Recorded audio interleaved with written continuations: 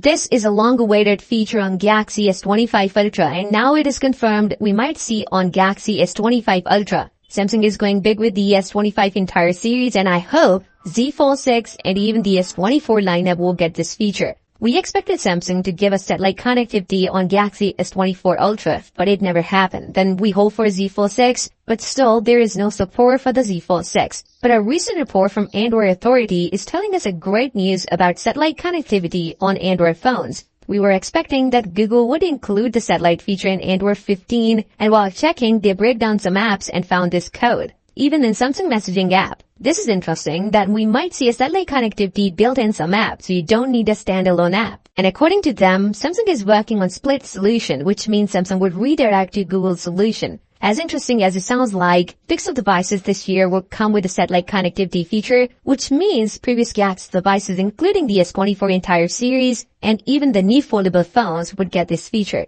If not, then next year Galaxy S25 Ultra will going to see the satellite connectivity with the new One UI 7. This will be a two-way satellite connectivity where you can send and receive messages, and you can also share your location. You can use it otherwise without being in emergency. Apart from this feature, the design on Galaxy S25 Ultra will going to see a change. Ice Universe confirmed the new design of S25 Ultra. According to him, Galaxy S25 Ultra will be as round as Note 7, and I like this change. Now from Galaxy S22 Ultra, Samsung wants to achieve a boxier design on SE's devices. Even they go full on with the Galaxy S24 Ultra, where they even change the display and make it flatter. Even the Z Fold 6 is coming with a boxier design, and this was basically a Note design on SE's devices. Usually before S22 Ultra, we got rounded design on SEs and square design on Note series devices like Note 20 Ultra, but it seems like Samsung is going to a previous design on S25 Ultra. But he didn't mention anything about the display of S25 Ultra. It seems like we might see a flat display with the rounded corners on S25 Ultra.